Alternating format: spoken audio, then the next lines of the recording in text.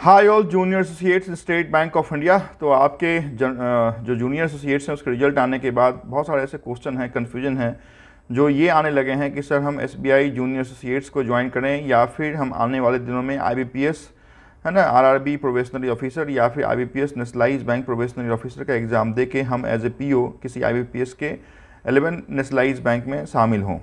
तो इस क्वेश्चन का कुछ ऐसे पैरामीटर हैं जिसके आधार पर मैं आपको बिल्कुल स्पष्ट एक डिफरेंस बता देता हूं कि आप अगर जूनियर क्लर्क ज्वाइन कर रहे हैं स्टेट बैंक में तो क्या आप देखने वाले हैं, बढ़ने वाले हैं। तो बेसिकली जब भी हम ज्वाइन करते हैं तो हमारा ये सोचना रहता है कि हमारा प्रमोशन कैसा होगा, हमारे पर्क्स कैसे होंगे, हमारी सैलरी कैसी होगी, हमारी पोस्टिंग कैसी होगी। तो यही 4 वैसे पैरामीटर हैं जिसको देख के हम डिफरेंस करते हैं कि हम should I continue with SBI clerk और should I go with IBPS bank PO.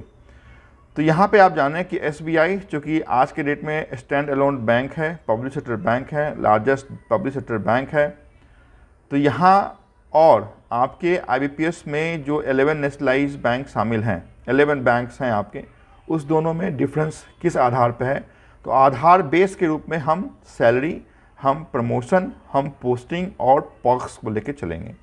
तो पहली बात तो सैलरी की बात आती है। तो सैलरी तो आप जानते हैं, मैंने इससे पहले भी एसबीआई जूनियर एसोसिएट्स की सैलरी बताई है कि इन हैंड कितना आपको मिलने वाला है शुरुआत के दिनों में, और ओवर द पीरियड जो प्रमोशन होगा या इंक्रीमेंट लगेंगे पर ईयर उसमें कितने मिलने वाले हैं। तो यहाँ पे अमूमन आप मान के चलें कि up to 40,000 you will get in hand in State Bank as junior associates.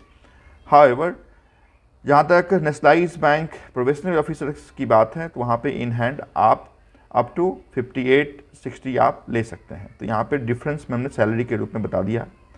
Posting की जहाँ तक बात है तो आप जाने कि नेशनलाइज्ड बैंक में जब आपका सिलेक्शन होगा तो पोस्टिंग बहुत दूर दूर होती है, क्योंकि नेशनलाइज्ड बैंकों की ब्रांच जो है वो इतना नियर बाय नहीं है ना। तो हो सकता है कि स्केल 2 में ही आपकी जो पोस्टिंग होगी वो सर्कल से बाहर, स्टेट से बाहर हो जाएगी, है ना। तो ये आप मान के चलें कि नेशनलाइज्ड बैंक में स्केल 2 में भी आप सर्कल से बाहर जा सकते हैं, आप स्टेट से बाहर जा सकते हैं। हो सकता है कि आप अगर गुजरात से हैं तो आपको आसाम भेज दिया जाए, अगर आप बिहार से हैं तो आपको गुजरात भेज दिया जाए। तो इसकी प्रोबेबिलिटी आपके नेशनलाइज्ड बैंक प्रोबेशनरी ऑफिसर में रहती है।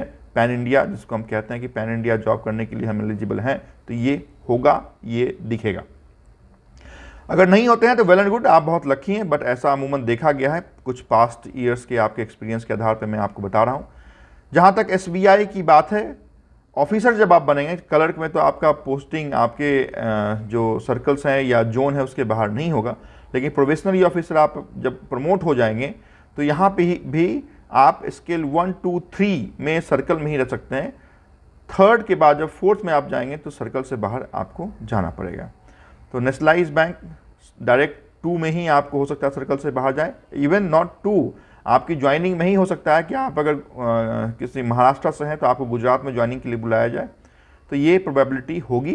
जूनियर एसोसिएट्स में तो आप जानते हैं कि जहाँ से आपने एग्ज़ाम दिया है वहीं पे आप ताम उम्र अगर क्लर्क में ही रहते हैं तो वहीं पे आपको रहना पड़ेगा। ऑफिसर में जो आप अपग्रेड हो जाएंगे, जो आपकी ट्रांसफ़र, जब आपका प्रमोशन हो जाएगा तो 1, 2, 3 स्केल 1, 2, 3 आपको उसी सर्कल में रहना है। 4th स्केल में आप सर्कल से बाहर जाएंगे।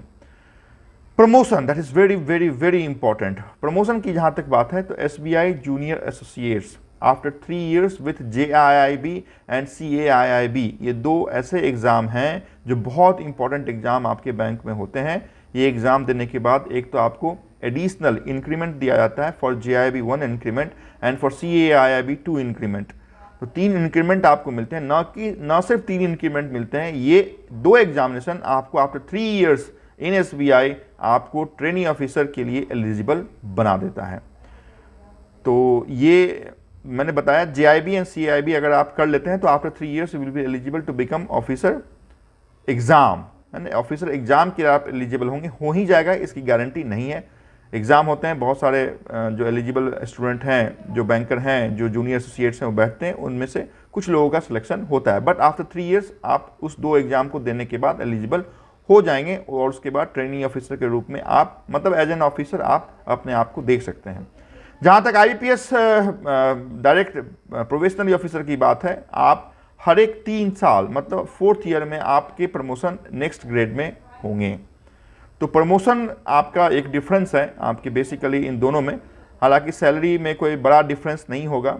ट्रांसफ़र का डिफरेंस मैंने बता दिया है। पॉक्स में डिफरेंस यहाँ पे आते हैं क्योंकि नेशनलाइज बैंकों में ईदर एनपीएस और पीपीएफ हैं, जो पीएफ है। बहुत सारे बैंक में तो एनपीएस दिखेंगे आपको या पीएफ दिखेगा। इन एसबीआई एनपीएस भी है और पीएफ भी है, बोथ आर कंट्रीब्यूटरी, मतलब आपकी सैलरी से भी डिडक्शन होंगे और आपकी जो एम्प्लॉयर है स्टेट बैंक वो भी उतना ही आपके फंड में जमा करती है। तो ये 4 ऐसे इंपॉर्टेंट पॉइंट थे जिसके आधार पे मैंने आपको बताया है कि किसका क्या स्वरूप है। बट मेरे से अगर पूछा जाता है कि सर आप क्या एडवाइस देंगे, तो ऑफिसर इज़ ऑलवेज ऑफिसर, इस लाइन को आप अगर रख के आगे चलते हैं तो आप IBPS PO को ज्वाइन करेंगे। ठीक है, बहुत सारे स्टूडेंट होते हैं जो SBI के नाम पे प्रोबेशनरी ऑफिसर को ज्वाइन नहीं करते हैं या फिर ज्वाइन छोड़ के SBI को आ जाते हैं। But officer is always officer, ये बात आपको जब बैंक ज्वाइन करेंगे तो मालूम चलेगा कि एक प्रोबेशनरी ऑफिसर और एक प्रमोशन के बाद ऑफिसर, दोनों के स्टेटस में बहुत अंतर होता है, दोनों को दूसरे अलग अलग लहजों में देखा जाता है। तो ऑफिसर इज ऑलवेज ऑफिसर। थोड़े से पर्क्स या सैलरी में हमेशा आपके उतार चढ़ाव रहेंगे, बट ऑफिसर इज़ ऑफिसर, यही मेरा एक टैगलाइन है। तो गो फॉर IBPS PO। अगर आपका SBI JA भी होता है और IBPS PO भी होता है तो my advice go with IBPS PO। Otherwise difference हमने बता दिया है, decision is yours. You can join either of the both section, या SBI JA or IBPS PO। Thank you so much for watching this video. If you are new on the channel, do like, share and subscribe. Thank you.